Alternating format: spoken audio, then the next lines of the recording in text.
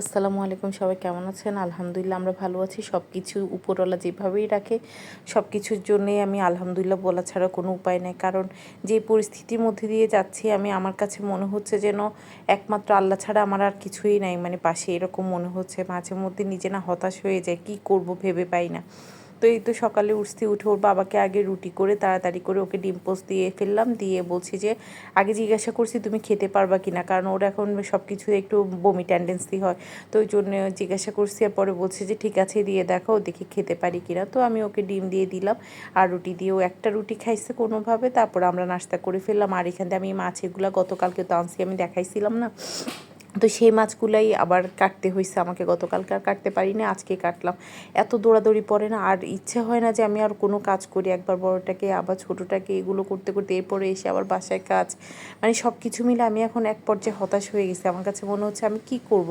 মাঝে মধ্যে নিজের কাছে নিজেকে খুব কেমন লাগে আমি নিজেও বুঝতে পারি না যে এটা করব ওইটা করব। তার মধ্যে ওর বাবাও এখন একটু মানে শরীর খারাপ, তো মনে হচ্ছে না ওকে আমি যখন বলি যে তুমি এখন এটা করবা, ও আমাকে বলে হয়তো খেতে বলছি, ও বলবে যে না এখন না পরে। তো এরকম হইতে গেলে না আমার কাজের সাথে আর মিলায় না। তো এরপরে কী করবো, আচ্ছা যাক রান্নাবান্না তো শেষ হলো, খাওয়া দাওয়া শেষ হলো। এরপরে গতকালকে জুস করছিলাম, তো জুস করার পরে সবাই খাওয়ার পরে রয়ে গেছিলো। তো অধরা কী করছে, ওই একটা গ্লাসকে ও ডিপে রেখে দিছে। রাখার পরে এটা দেখি যে সুন্দর আইসক্রিম হয়ে গেছে। তো বিকালবেলা বের করছে, তো দু হাত ঠান্ডা লাগছে, ও খাবে না।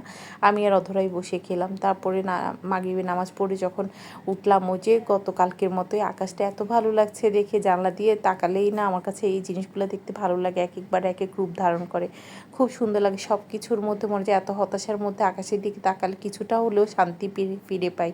তো এখান দিয়ে আকাশের নিচে মানে আকাশ দেখতে দেখতে নিচের দিকে তাকায় দেখছি কেমন একটা ঝলঝল করছে, মনে হচ্ছে না আগুন লাগছে, আসলে কিন্তু তা না, ওইটা ছিল একটা লাইট। তো এরপরে আমার বাসায় আমার একটা চাচাতো বোন আসছিল, তো উনি আসছে, উনি দৌড়ার মধ্যে আসছে। আর আমিও তখন রেডি হয়ে গেছিলাম, আমি বোরখা পরে নিয়েছি, আমি নিচে যাব।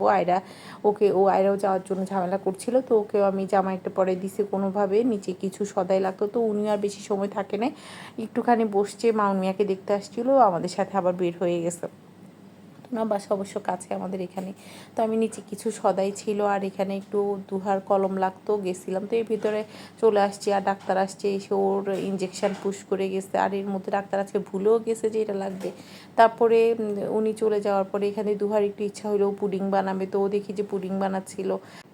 তো আমি আর কি করব, এখন ওর বাবার জন্য একটু ফল ফ্রুট কেটে দিব ভাবছিলাম আর কি। আর ওর তো রুচিতেও এখন কিছু যাচ্ছে না, জিজ্ঞাসা করেই সব কিছু করি। তো আজ এই পর্যন্তই, সবাই ভালো থাকবেন, আল্লাহ হাফেজ।